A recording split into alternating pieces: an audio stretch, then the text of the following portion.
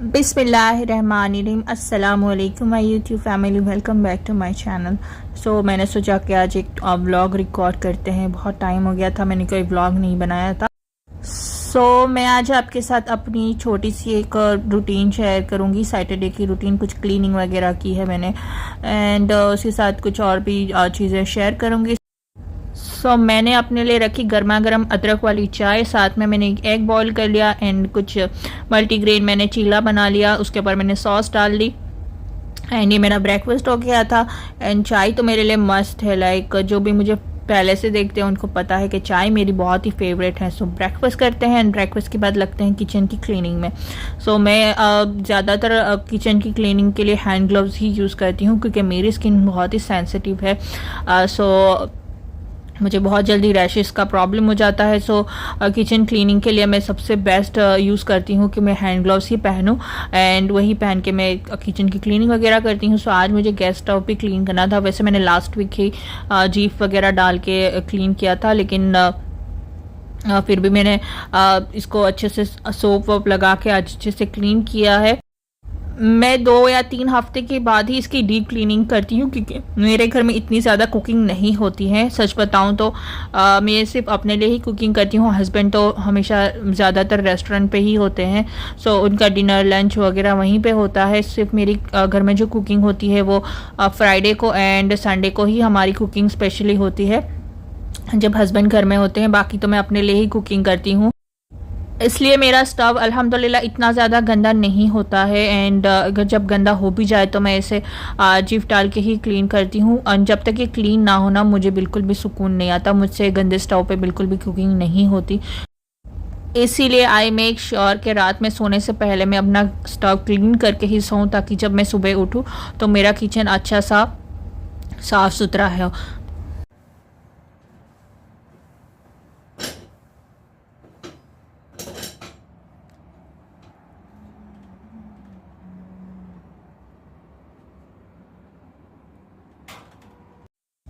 And अब मैं stove के बर्नर्स क्लीन करूँगी। वैसे मैं इनको जब डीप क्लीन करती हूँ तभी क्लीन कर लेती हूँ, लेकिन कभी ऑयल वगैरह गिर जाता है, मैं इसे क्लीन कर लेती हूँ। एंड ये बहुत इजीली रिमूवेबल है, लाइक इसको क्लीन करना भी बहुत इजी है। मेरा स्टव जो है वो अल्हम्दुलिल्लाह क्लीन हो चुका है। एंड उसके बाद अब मैं नेक्स्ट स्टेप पे मूव करूँ। मुझे ओट्स को ड्राई रोस्ट करना था, क्योंकि मेरे पास 1 kg का पैकेट था। एंड अगर मैं इसको ओपन करके ऐसे ही किसी डब्बे में खाली कर लूँ तो इसके अंदर बहुत जल्दी कीड़े लग जाएंगे। जो लोग यूएई में रहते हैं उनको पता है कि यहाँ पे चीज़ें कितनी जल्दी ख़राब हो जाती है, चाहे वो आटा हो या चावल हो या खाने पीने की कोई भी चीज़ हो, क्योंकि यहाँ का वेदर इतना ज़्यादा गर्म में होता है कि यहाँ पे बहुत जल्दी चीज़ें ख़राब होना स्टार्ट हो जाती हैं। मैं मेक श्योर करती हूँ कि मेरे पास जो भी आटे वाली चीज़ें हों या आटा भी हो कोई भी, जैसे कि बेसन वगैरह या फिर रवा भी, मैं हमेशा भून कर ही रखती हूँ। हल्का हल्का मैं ड्राई रोस्ट कर लेती हूँ, तो ये जल्दी ख़राब नहीं होता। एंड उसके बाद मुझे चिकन फ्रीज़र से निकालना था, क्योंकि मुझे संडे की भी प्रिपरेशन करनी थी। मेरी जो भी संडे की प्रिपरेशन होती है मैं हमेशा सैटरडे को ही निकाल के चीज़ें रख देती हूँ। अगर मुझे कोई चीज़ मैरिनेट करनी हो या चिकन को मुझे डिफ्रॉस्ट करना हो, क्योंकि संडे मेरे लिए बहुत ज़्यादा बिजी डे होता है। हस्बैंड घर में होते हैं, बहुत सारे काम होते हैं मुझे, उनकी स्पेशल कुकिंग होती है उनके लिए। एंड साथ में मेरे पास और भी बहुत सारा चीज़ें करने वाली होती हैं। मैं मेक श्योर करती हूँ कि चीज़ें मैं प्री प्रेप करके रख लूँ। एंड यहाँ पे मशीन में मैं कुछ लोड लगाने वाली थी कपड़ों का। एक्चुअली ये मेरा मॉप का कपड़ा है एंड ये वीक में एक बार मशीन में मैं ज़रूर धो लेती हूँ। इससे एकदम क्लीन हो जाता है ये। हाथ से चाहे कितना भी मैं ट्राई कर लूँ लेकिन नहीं होता। एंड साथ में मैंने मैट भी डाल दी थी किचन की, ये भी बहुत ज़्यादा टाइम से धोने वाली हुई थी, लेकिन किसी न किसी रीज़न से पेंडिंग हो रहा था। मैंने सोचा आज सारी चीज़ें डाल देते हैं एक ही साथ में, एंड ये सब कुछ वॉश हो जाएगा एक ही लोड के अंदर। मैंने इसके अंदर वॉशिंग पाउडर ऐड किया है एंड साथ में मैंने लिक्विड भी ऐड किया है। एंड इसे मैं 15 मिनट के लोड पर लगा दूंगी। एंड मैं इसे स्पिन पर नहीं लगाऊंगी, क्योंकि मेरे मशीन में ऑटोमेटिक ही स्पिन हो जाता है। मैं इसे बस 15 मिनट पे टेम्परेचर सेट करके लगा दूंगी। एंड जब मेरा मशीन में चल रहा था तो मैं यहाँ पे आ गई थी ड्राइंग रूम में। अब मैं सोफ़े की क्लीनिंग करूँगी। ये भी मैंने काफ़ी टाइम से पेंडिंग रखा हुआ था एंड इसे मैं वैनिश से क्लीन करूँगी। ये वैनिश का पिंक लिक्विड है। मैंने पहले भी एक वीडियो में शेयर किया था, लेकिन मैंने सोचा मैं फिर से शेयर कर देती हूँ। अगर चैनल पर कुछ लोग नए हैं एंड उन्हें नहीं पता होगा तो उनको भी पता चल जाएगा। मैं वैनिश को पानी में डालती हूँ। इसे 1 लीटर पानी के अंदर पूरा 1 ढक्कन डालना होता है एंड इससे आप कारपेट क्लीन कर लें या फिर आप अपना सोफ़ा क्लीन करें। इवन अगर आप शूज़ वगैरह धोने के लिए भी इसे यूज़ करेंगे तो आपके शूज़ जो है वो बहुत अच्छे से क्लीन हो जाएंगे। मैं सिंपली बस इसके अंदर एक साफ़ सुथरा कपड़ा भिगाती हूँ एंड इसे स्क्वीज़ करने के बाद मैं इसे जो भी सोफ़ा वगैरह है या फिर मेरा कारपेट है या जो भी चीज़ें हैं मैं उसको अच्छे से वाइप कर देती हूँ। पहले मैं कारपेट भी बिछाया करती थी, लेकिन अब मैंने कारपेट हटा दी है क्योंकि मुझे कारपेट से बहुत ज़्यादा कोई एलर्जी है। ऐसा नहीं है कि मुझे कोई ब्रीदिंग की एलर्जी है या फिर मुझे स्किन एलर्जी है। एक्चुअली मुझे कारपेट से ऐसी एलर्जी है कि मुझे कारपेट से अगर ज़रा सी भी स्मेल आई या फिर मुझे कारपेट के ऊपर ज़रा सा भी कोई दाग धब्बा दिखे तो मुझसे नहीं रहा जाता, फिर मैं उसे क्लीन करना स्टार्ट कर देती हूँ। एंड मैं हर 2 वीक्स में क्लीन करती थी, लेकिन अब मेरे लिए बहुत मुश्किल हो जाता है उसको बार बार क्लीन करना। इसीलिए मैं कारपेट ज़्यादा रखने के फेवर में नहीं हूँ। मैं कारपेट ऐसा लेना चाहती थी जो ईज़िली वॉशेबल हो या फिर ईज़िली क्लीन हो जाए। और मेरा कारपेट जो है वो बहुत ज़्यादा हैवी किस्म का है माशाल्लाह, लेकिन उसे क्लीन करना एक बहुत ज़्यादा बड़ा टास्क हो जाता है मेरे लिए। इसीलिए जब से मैं इंडिया से आई हूँ मैंने उसे क्लीन करके पैक करके रख दिया है, जो कि आपको मेरी वीडियो में बहुत बार दिखता होगा। लाइक साइड पे सोफ़े के साइड पे एक जो चीज़ खड़ी रहती है वो है मेरा कारपेट, जो कि अभी इस वक्त आपको प्लास्टिक में दिखाई दे रहा होगा। मैंने इसी तरह इसे प्लास्टिक में रैप करके रख दिया है एंड जब दरवाज़ा खुलता है तो ये पीछे की तरफ ढक जाता है, जो कि फ़िलहाल आपको वीडियो में दिख रहा होगा।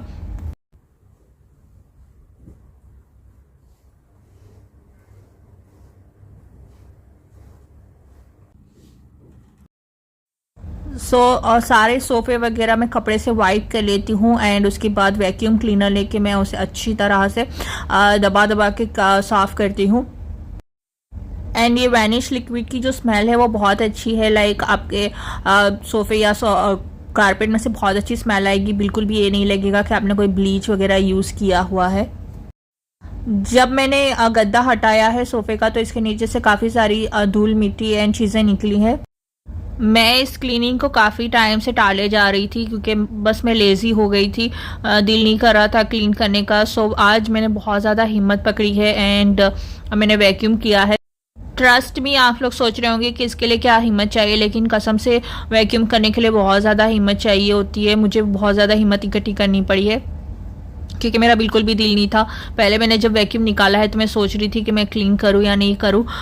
मैं खुद कंफ्यूज थी, लेकिन मैंने सोचा कि आज मैं हिम्मत करती हूं एंड सारी चीज़ें मैं क्लीन कर ही डालती हूं। एंड अच्छा हुआ मैंने सारी चीज़ें क्लीन भी की है, वरना ये और ज़्यादा जो है वो मेस्ड हो जाता सारा कुछ।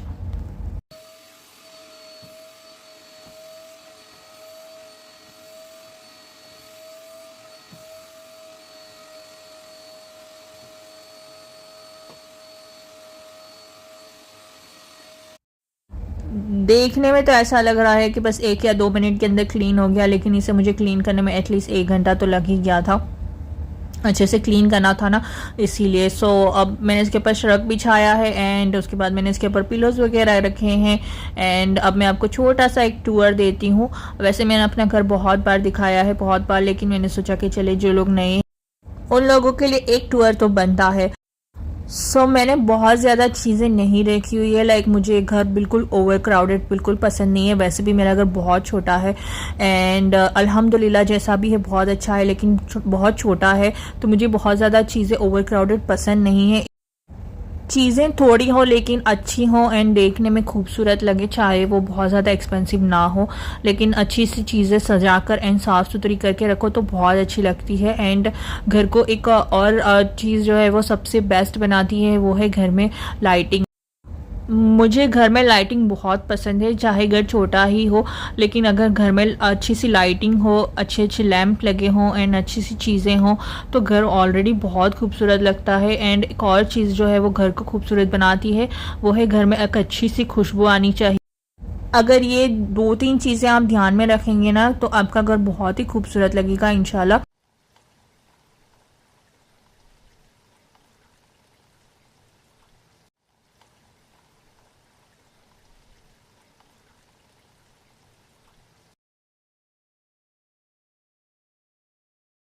ओट्स ठंडे हो गए थे तो मैंने इनको टपरवेयर में एम्प्टी कर लिया था। एंड एक कमेंट का मैं रिप्लाई ज़रूर देना चाहूँगी। किसी रत्ना मलिक ने मुझे कमेंट किया था, आईने में शक्ल देखकर वीडियो बनाया करो यार, कोई भी वीडियो डाल देता है। तो मुझे उनसे यही कहना है कि जी हाँ, मेरी शक्ल तो बहुत अच्छी है अल्हम्दुलिल्लाह, अल्लाह ताला ने मुझे बहुत खूबसूरत बनाया है। लेकिन मुझे नहीं पता कि आपकी शक्ल और आपकी अकल कैसी है, क्योंकि आप जैसे लोग ना जो ज़िंदगी में कुछ भी नहीं कर पाते या कुछ नहीं करते, वो सिर्फ जाके लोगों के चैनल पे बुरे बुरे कमेंट्स कर सकते हैं। अगर आप कुछ नहीं कर सकी है ना ज़िंदगी में या कुछ नहीं कर रही हैं ना, तो बेहतर है कि आप अपने आप को इम्प्रूव करने के बारे में सोचें, ना कि दूसरों को पुट डाउन करने के बारे में। और जाहिलों के साथ तो मैं बिल्कुल भी बहस नहीं करती, क्योंकि मेरे पास इतना टाइम नहीं है कि मैं जाहिलों के साथ बहस करूं या फिर मैं उनके साथ उनकी तरह बन जाऊं। सो नेक्स्ट टाइम प्लीज़ इस तरीके का कमेंट ना करिएगा। बेहतर होगा कि आप अपने आप को थोड़ा सा इम्प्रूव करें एंड अपने आप के ऊपर काम करें, ताकि आप ज़िंदगी में कुछ कर सकें। ठीक है, मुझे इस तरीके की चीज़ें बोलना बिल्कुल भी अच्छा नहीं लगता, लेकिन जब आप कुछ नहीं बोलते और आप लोगों की कमेंट का रिप्लाई नहीं देते तो लोग बोलने की हद भूल जाते हैं। इसीलिए कभी कभी इस तरीके के कमेंट्स का आपको रिप्लाई देना ही पड़ता है। सो ओट्स को मैंने टपरवेयर में रिफ़िल कर लिया था। एक्चुअली ये 500 ग्राम का ही टपरवेयर है, सो मैंने इसे हाफ इसमें रिफ़िल कर लिया था एंड हाफ मेरे पास दूसरा टपरवेयर था, उसी के अंदर मैंने इसको फिल कर लिया था। सो एटलीस्ट मेरे पास अब 2 मंथ्स का ओट्स का स्टॉक है एंड जब ये ख़त्म हो जाएगी तो हम इंशाल्लाह दूसरे लेके आएंगे। सो उसके बाद मैंने असर की नमाज़ पढ़ी एंड साथ में मैंने सूरह बकरा पढ़ी। मैं रोज़ कोशिश करती हूँ एटलीस्ट कि मैं 2 से 3 वरक़ तो पढ़ ही लूँ, जितना मुझे टाइम मिलता है। अगर नहीं मिला तो मैं दूसरे दिन तो ज़रूर पढ़ लेती हूँ। सूरह बकरा की बहुत ज़्यादा फजीलत है। सो मैं इंशाल्लाह कभी एक वीडियो में पूरी डिस्कशन करूँगी।